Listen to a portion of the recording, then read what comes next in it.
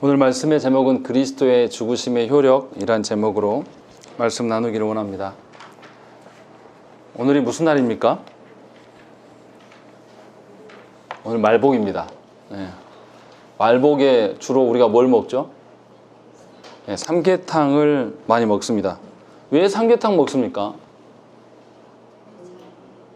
네, 삼계탕을 먹으면 삼계탕에 효력이 있기 때문에 그 효력을 통해서 여름을 잘 견뎌보자 라는 의미로 삼계탕을 먹습니다. 근데 삼계탕을 먹었는데도 아무런 효력이 있지 않아요. 여전히 힘들고 체력이 좋아지지 않습니다. 그러면 사람들이 그 삼계탕집을 다시 찾을까요? 찾지 않을까요? 찾지 않는 것이죠. 이거 먹어도 소용없는 것이구나. 아무런 효험이 없다라고 이제 생각할 수밖에 없다라는 것이죠. 아니면 더 큰 효력이 있는 것이 생겨나면 더 이상 삼계탕을 찾지 않습니다. 더 쉽게 이야기하면 화장품을 사서 발랐는데 아무런 효과가 없어요. 그러면 그 화장품이 팔리겠습니까? 팔릴 이유가 없는 것이죠. 제가 왜 이렇게 쓸데없이 막 예화를 처음부터 이야기를 하냐면 오늘 말씀의 내용이 바로 그것입니다. 그리스도의 죽으심이 분명히 우리에게 효력이 있어야 됨에도 불구하고 이것에 대해서 오해하게 가르쳤던 사람들이 교회 역사 가운데 있었습니다. 늘 우리가 지금 도르트 신조 해나가지만 도르트 신조는 누구에 대한 반박이죠? 알미니안들에 대한 반박을 해나가고 있는 것이죠. 알미니안들이 그리스도의 그 사역에 대해서 오해를 하고 오해한 것을 사람들한테 가르쳤습니다.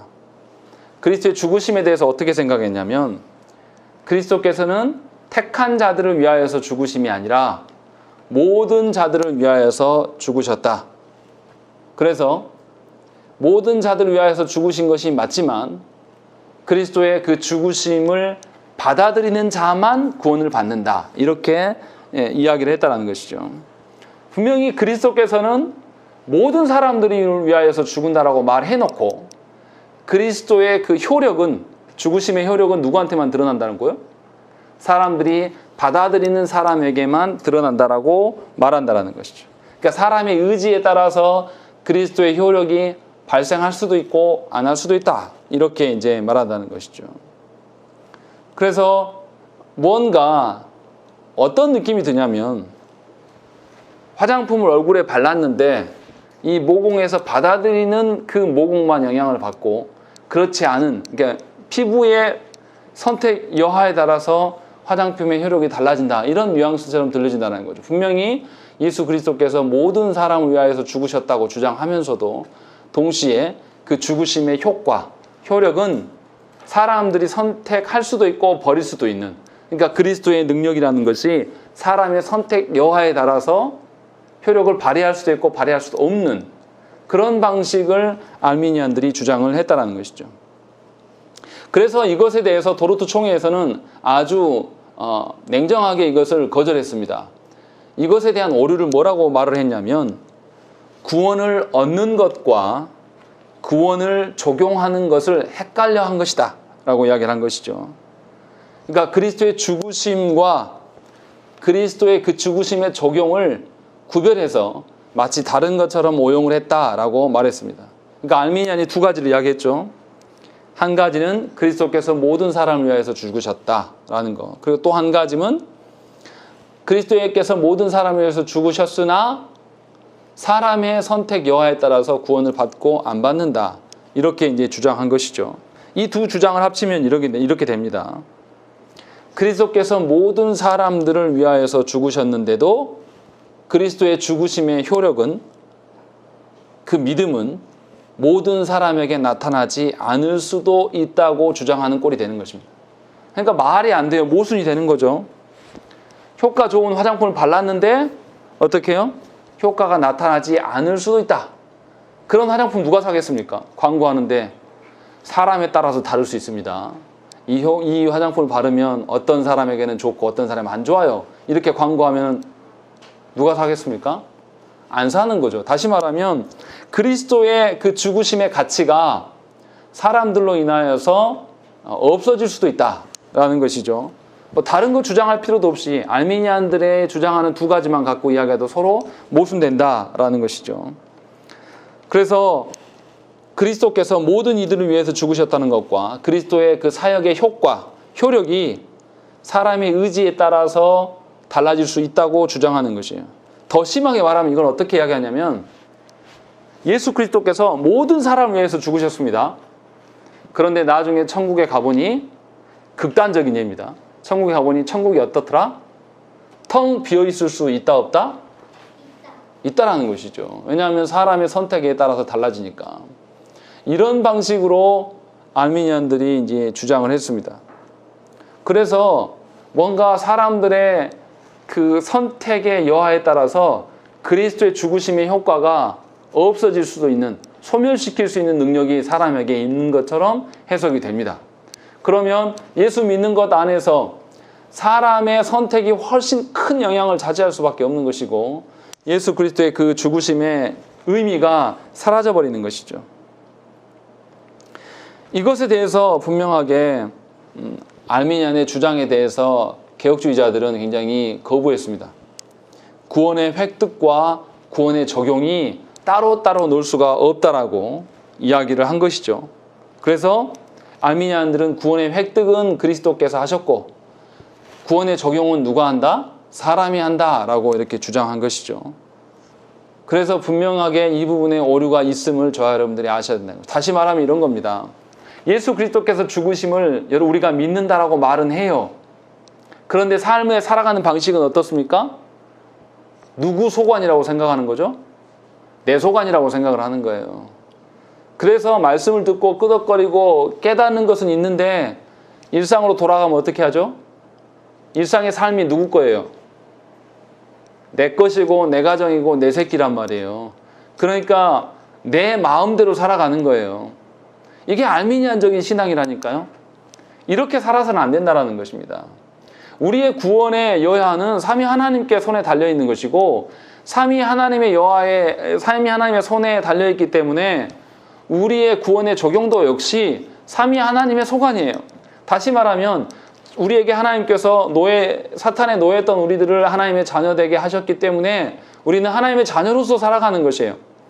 그러니까 내가 이 예배당을 떠나서 살아가는 모든 영역 안에서의 나의 살아가는 삶의 영역은 누구의 삶이냐면 예수 그리스도의 삶이 돼야 되고 예수 그리스도 중심적인 삶을 살아갈 수밖에 없다는 거죠. 이것이 개혁주의자들의 삶이에요. 그러니까 예수 믿는다는 것은 뭡니까? 그냥 복을 빌고 뭔가 혜택을 받는 것만을 말하는 것이 아니라 내 생각과 내 사고 방식, 가치의 틀을 완전히 다 뒤바뀌는 거예요. 그래서 창조 시에 하나님께서 그렇게 말씀하셨잖아요. 인간에게 다스림의 권한을 주시고 그 다스림의 그 원리가 하나님께 있고 하나님의 어떠하심을 피조세계 가운데 충만토록 해라 라고 명령하셨던 게 하나님의 첫 사람에 대한 명령이에요. 그러니까 우리가 살아갈 때도 예수를 믿는 타락하여서 원 상태를 잃어버렸으나 예수 그리스도로 말미암아 다시 회복된 우리들이 일상에서 살아내는 것은 나를 드러냄이 아니고 예수 그리스도를 드러낼 수밖에 없는 것이죠. 이렇게 살아가는 것이 뭐냐면 구원의 획득과 구원의 적용이 일치된 삶이라는 거예요. 분리된 삶이 아니라. 그러니까 교회 안에서의 신앙과 교회 밖에서의 신앙이 일치된 삶이 돼야 되는 거예요. 분명히 하나님께서 우리한테 뭐라고 합니까? 이스라엘 백성들을 가나안 땅에 넣을 때 뭐라고 하셨어요? 분명하게 그 경계석을, 표지석을 옮기지 말라라고 했어요. 이 말은 뭡니까? 부동산을 사고 팔지 말라라는 거예요. 부동산에 대해서 희년이 되면 다 어떻게 해요? 원래 지파에게 다 되돌려줘라. 하나님 그렇게 말씀하셨어. 또 사람 어떻게 합니까? 노예된 사람이 있어요. 뭔가 빚을 갚지 못했어요. 그러면 어떻게 합니까? 그 사람의 노예가 되는 거죠. 근데 노예를 영영이 살게 안 해요. 7년 동안 갚게 하고 그것이 안 된 사람은 더 살게 하시고 아무튼 50년이 되든 희년이 되는 해 때는 어떻게 해요? 다시 원래 자리로 돌아갈 수 있는 기회를 하나님께서 만들어 놨었어요. 이것은 뭐냐면 전 사회를 지키고 보존하시겠다고 하시는 하나님의 어떤 시스템의 기반이 되는 거죠. 그런데 우리 사회는 어떻습니까? 이것마저도 붕괴시켜 버립니다. 이것마저도 상관없이 살아가요. 그래서 땅을 사고 팔고 집을 사고 팔면 사람의 근간이 되는 것을 사고 팔면서 상대방을 돈의 노예가 되게 하고 나의 노예가 되게 하게 해서 살게 하는 거죠. 이 말은 하나님께서 이 땅을 보존하시겠다라는 방식을 거부하는 것입니다. 하나님께서 이 땅을 어떤 식으로 보존하겠다라고 했던 그 마지노선까지도 우리는 다 거부하는 거죠. 어떻게요? 우리가 만든 합법적인 법으로 말미암아서 살아가는 것. 그러니까 교회 안에서 예배 드릴 때의 그 정신과 세상에서 이 정신으로 나가서 사는 삶은 분리되어 있는 거예요. 분명하게 설교를 하고 설교를 들을 때는 뭐라고 그러냐면 그리스도의 능력대로 그리스도의 효력대로 내가 구원받은 신자다. 그렇게 살겠노라라고 이야기를 하지만 이들이 세상에 나가서는 어떻게 해요? 세상 논리와 가치와 기준대로 다시 살아가는 것이죠. 그러니까 국회의원들이 중에 크리스찬들이 뭐 3분의 2라고 이야기를 하는데도 불구하고 국회가 엉망인 것이고 나라가 이 모양인 것입니다. 그러니까 믿는 자들이 아르미니안적으로 신앙생활을 하는 거예요.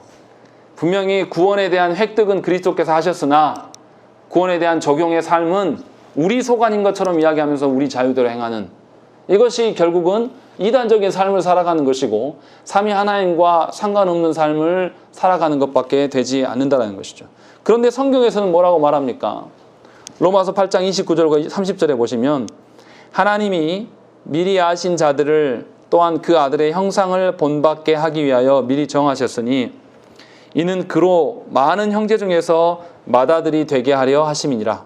또 미리 정하신 그들을 또한 부르시고 부르신 그들을 또한 의롭다 하시고 의롭다 하신 그들을 또한 영화롭게 하셨느니라. 이렇게 기록하고 있습니다. 무슨 말입니까?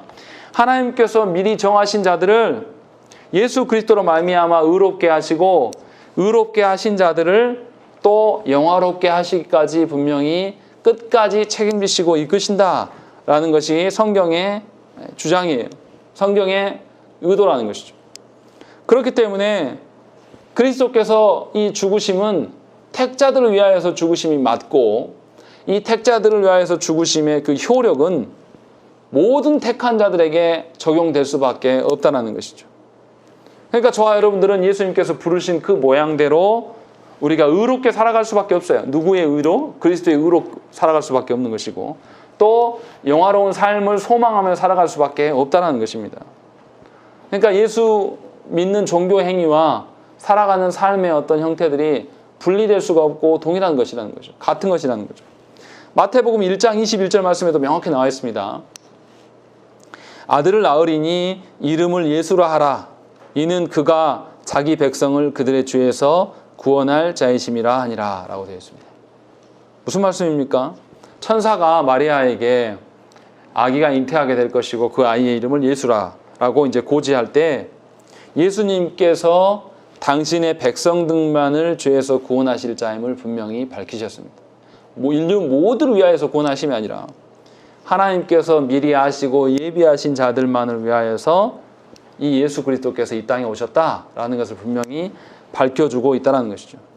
그러니까 예수께서는 택한 자들을 위하여서 죽으심이 확실한 것이고 하나님의 백성을 위해서 그리스도께서 구원을 획득하셨기 때문에 그 획득하심이 반드시 택한 백성들에게 적용될 수밖에 없다는 것입니다. 앞에서 말한 것처럼 구원의 획득과 적용이 따로 놓을 수가 없고 같은 것이다 라고 이야기를 하는 것이죠. 그래서 오늘 우리가 요한복음 10장에 읽었던 말씀에 나오는 말씀이 바로 그것입니다. 10장 11절 말씀 한번 보시겠습니다. 10장 11절 말씀 보시면 나는 선한 목자라. 선한 목자는 양들을 위하여 목숨을 버리거니와 라고 되어 있어요.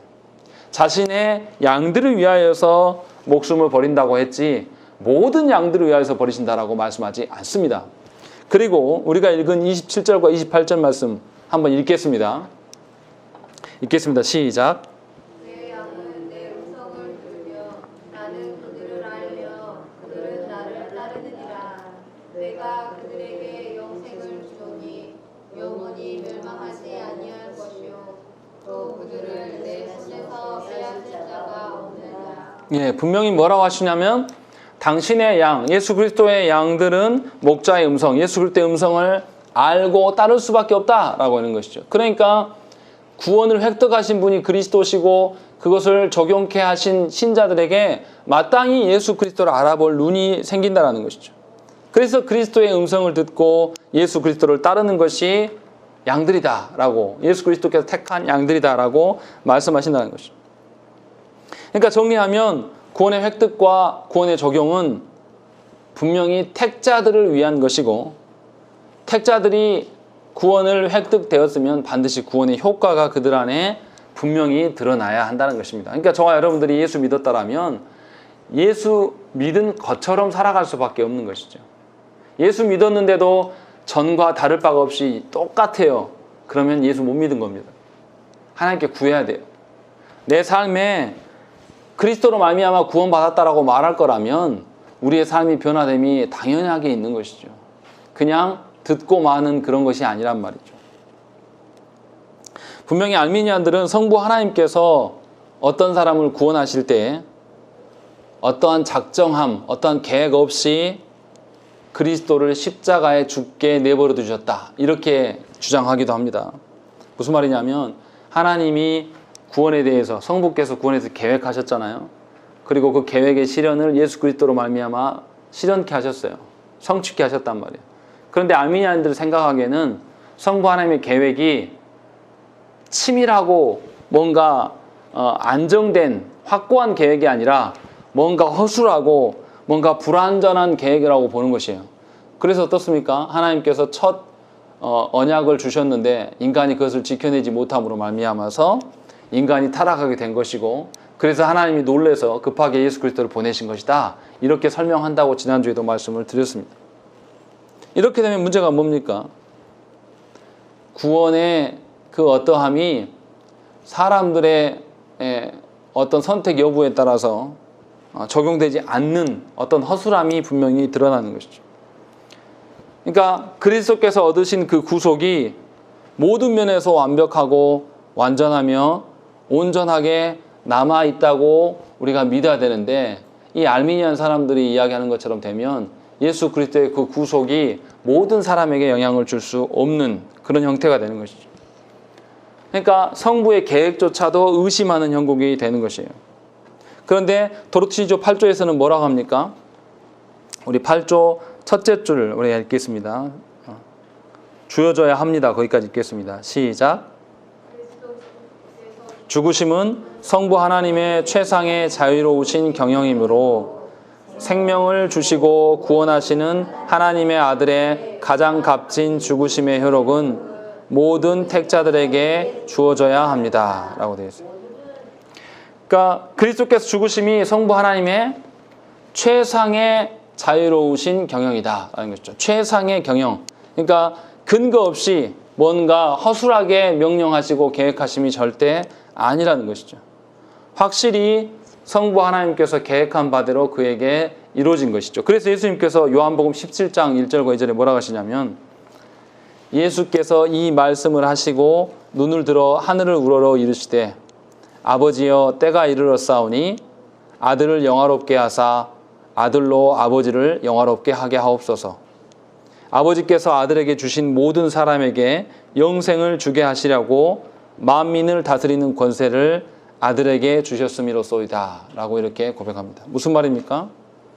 성부께서 아들이신 예수 그리스도께서 구원을 성취하게끔 명령하셨는데, 모든 사람이 영생을 얻게 됨을, 그런 능력이 있게 됨을 말씀하시면서도 분명히 아들에게 주신 모든 사람이다 라고 예수님이 말씀하신다는 것이죠. 그렇기 때문에 아들에게 주신 모든 사람들은 어떻게 해요? 예수 그리스도의 구원의 효력을 누릴 수밖에 없고 누려야 됨이 정상적이라는 것입니다. 그러니까 아미니안이 주장하는 것은 성자 예수 그리스도에 대한 도전만이 있는 게 아니라 성부 하나님께 대한 그 오해됨을 심겨주는 거예요. 성부 하나님의 계획, 성부 하나님의 작정을 우리가 뭐 어떻게 이해합니까? 성부 하나님의 작정은 어떻게 해요? 수정되는 것입니까? 수정되지 않는 것이에요. 성부 하나님의 작정은 어떻습니까? 계획하신 100% 그대로 실현되는 하나님의 작정이란 말이에요. 그런데 알미니안들이 생각하는 하나님의 작정과 계획은 뭔가 허술한 거예요. 그래서 불완전해서 어떻게 하죠? 예수 그리스도께서 그 작정을 보완하시기 위하여서 십자가에 죽으신 것처럼 설명을 해버린단 말이죠. 다시 말하면 하나님의 계획조차도 무시하는 방향으로 하나님의 계획에 대해서 큰 오해를 불러오는 방식으로 하나님의 작정을 말하고 있다는 것입니다. 그러니까 그리스도께서 이 허술한 계획을 보완하시기 위해서 행하시니까 그리스도께서 죽으심은 뭐냐면 인간과 하나님에게 다시 계약을 맺을 수 있는, 언약을 맺을 수 있는 기회 정도로만 예수 그리스도의 사역을 보신다는 거죠. 그래서 어떻습니까? 예수 그리스도의 십자가의 죽으심에도 그것을 믿는 사람만 구원을 받는 것이고 믿지 않는 사람들은 구원을 안 받는, 그러니까 사람의 선택권에 따라서 예수 그리스도의 그 죽으심의 효력이 있고 없고가 된다는 것입니다. 그러니까 정리하면 이런 거예요. 제가 막 여러 가지 이야기를 했는데 아주 간단한 내용이에요. 사실은 예수 그리스도께서 십자가에 죽으시면 택하심을 위한 자들을 위한 것이고 택하신 자들을 위하여서 죽으신 것이기 때문에 반드시 택한 자들에게는 그리스도의 죽으심의 효과와 효력이 반드시 있을 수밖에 없다라는 것이죠. 이렇게 봐야지만 성부 하나님이 구원을 계획하심이 완전한 것이고 성부 하나님의 계획하신 그대로 우리 가운데 실현되는 그런 하나님으로 우리가 볼 수 있다는 것이죠. 그것이 아니고 알미니안처럼 생각하는 방식으로 예수 그리스도를 보게 되면 성부에 대한 오해까지도 생기게 되고 성부 하나님이 우리를 향하신 그 구원 계획이라는 것은 뭔가 하자가 있고 문제가 많은 것이 될 수밖에 없다는 것입니다. 그런데 놀라운 것은 많은 그리스도인들이 그런 방식으로 살아간다는 거예요. 우리의 아둔함과 미련함으로 말미암아서 삼위 하나님의 구원 계획을 우리가 다 이해할 수 없는 것이에요. 그런데 우리는 그것을 배제하고 어떻게 생각하냐면 뭔가 하나님에게 문제가 있는 것이 아니냐. 성부의 계획이, 구원 계획이 뭔가 문제가 있었기 때문에 성자 예수 그리스도께서 그 계획을 보완하고 수정하려고 이 땅에 오신 것이 아니냐. 이런 방식으로 삼위 하나님의 사역을 바라보고 그렇기 때문에 나에게 뭔가 문제가 생기고 나에게 뭔가 어려움이 처하면 하나님에 대해서 어떻게 해요? 쉽게 놔버리는 거예요. 왜요? 하나님 원래 불완전하고 원래 문제가 있는 하나님이었기 때문에. 그러나 분명하게 말씀드리는 것은 우리 하나님은 그런 하나님이 아니시라는 것이죠. 우리가 생각하는 정도의 어떤 하나님, 우리가 상상할 수 있을 정도의 하나님이 아니라는 거예요. 그런 하나님이면 하나님이 아니죠. 신이 아니죠. 우리가 이해할 수 있고 우리가 상상할 정도의 하나님이라면 우리가 그분을 보고 하나님이라고 할 수 있겠습니까? 이런 거잖아요, 우리끼리. 저하고 A라는 사람이 있는데 A라는 사람이 제가 보니까 이 사람의 성격이나 성향이나 쉽게 간파가 돼요. 그럼 제가 A라는 사람을 어떻게 해요? 존중하겠습니까? 아니면 이용해 먹겠습니까? 이용해 먹는 게 우리의 타락한 본성이란 말이에요. 근데 우리가 도리어 하나님을 향해서 잘 모르면서도 이런 방식으로 하나님을 바라본다나요. 그렇게 바라보니까 알미니안처럼 하나님을 바라보게 되고 그래서 어떻게 합니까? 보여지는 눈앞에서 내 안에 뭔가 불쾌한 일이 정의롭지 못한 일들이 일어나면 누구를 원망하는 거죠? 우리의 무지함과 우리의 이해 없음을 의심하는 것이 아니라 누구를 의심하는 거죠? 하나님을 향해서 의심하게 되는 것이에요. 그래서 마치 우리의 책임이 없는 것처럼 펠라기우스의 문제가 뭡니까? 펠라기우스는 사람의 원죄를 인정하지 않습니다. 그래서 하나님이 우리를 죄인으로 보는 것에 대해서 부정해요. 그러니까 성경을 아예 다르게 볼 수밖에 없는 것이죠. 그런 방식으로 흐를 수밖에 없어요. 근데 분명하게 우리가 알아야 될 것은 하나님은 우리를 구원을 계획하시고 또 실행하시고 또 우리에게 적용하실 때에 분명한 목적을 두고 행하셨다는 것이죠. 그냥 아무런 생각 없이 막 행하신 것이 아니에요. 그래서 하나님께서 아들을 내어주실 때 속죄 사역을 실행하실 때에 무엇을 위하여서 이 일들을 하셨습니까?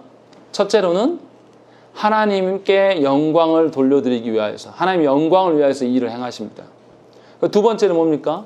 예수 그리스도께서 우리 위하여서 죽고 부활하셨을 때 하나님께서 성부께서 이 아드님을 어떻게 하시죠? 높이셨어요. 높이셔서 모든 피조 세계의 통치권을 누구에게 부여하셨습니까?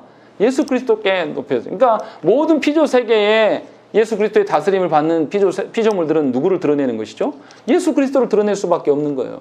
예수 그리스도께서 타락한 이 피조 세계를 다시 회복하셔서 예수 그리스도로 말미암아 재창조를 경험했기 때문에 첫째는 창조하신 성부 하나님을 드러내는 것이고 둘째는 예수 그리스도의 영광을 드러낼 수밖에 없는 것이 모든 피조 세계의 존재 목적이고 구원 사역의 목적이라는 것이죠. 그리고 마지막으로 우리 같은 것들, 우리를 구원하셔서 우리 같은 종자들의 입술을 통하여서 누구를 찬양하도록?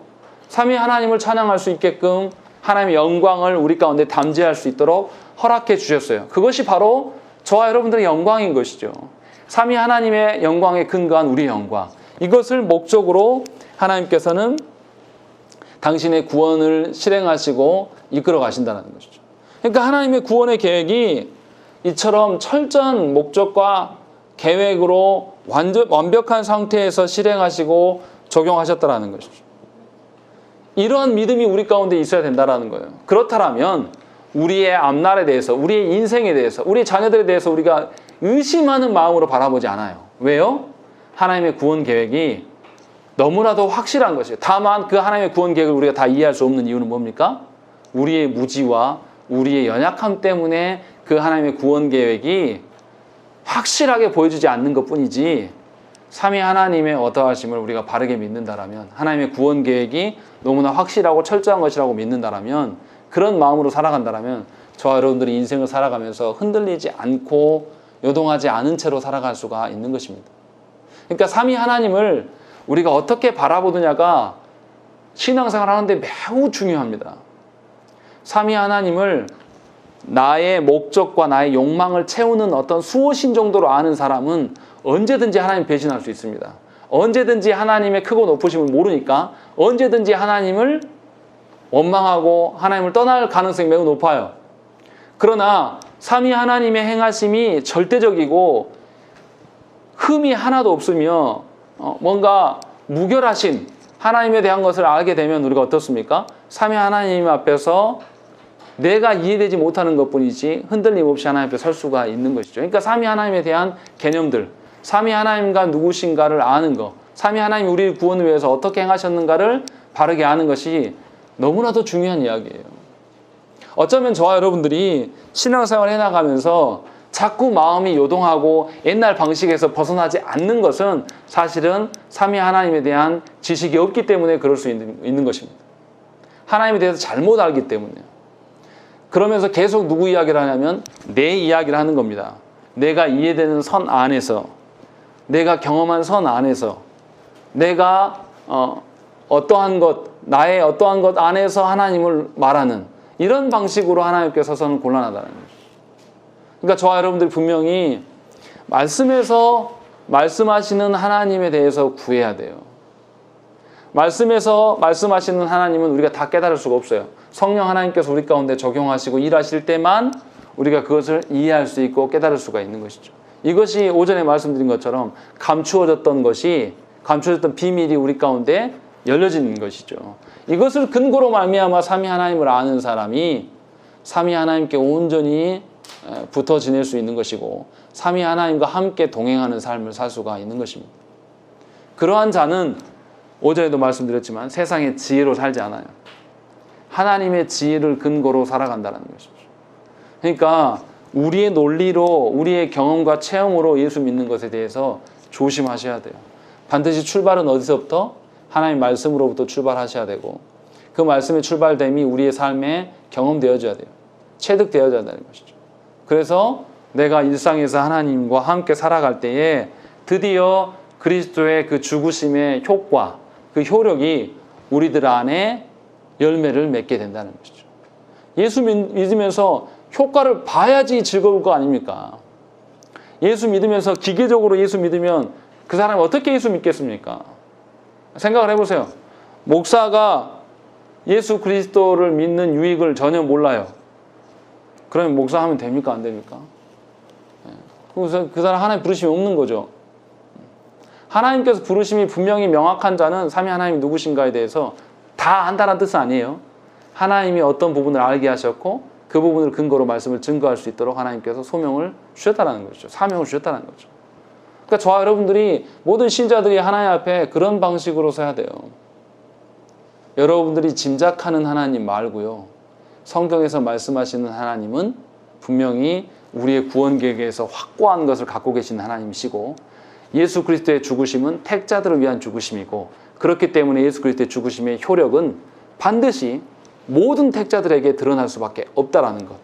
그러니까 저와 여러분들이 삶의 변화가 일어나지 않는 일에 대해서 하나님께 목숨을 걸고 기도하셔야 돼요. 우리가 택자라면 반드시 그 효력이 드러나게 돼 있다는 것이죠. 드러나지 않음이 오히려 이상한 것이라는 것이죠. 그래서 오늘 말씀에 그리스도의 죽으심에 갖는 효력이 얼마나 우리 구원에 대한 확신과 평안과 기쁨을 줄 수 있는 것인가를 여러분들이 경험하셨으면 합니다. 이게 경험되지 않으면 논리로만 아는 하나님, 내 머릿속에 박힌 논리 속에 계시는 하나님일 수밖에 없다는 것이죠. 그게 아니고 논리가 없어도 온전히 하나님을 믿고 의존할 때에 내 삶의 모든 영역 안에서 나를 주장하시고 나를 보존하신 하나님으로 우리 가운데 서게 된다는 것입니다. 그래서 저와 여러분들이 입술의 고백도 중요하지만 삶에 체득되어지는 그 고백도 늘 있어지기를 간절히 축원합니다. 우리 함께 기도하겠습니다.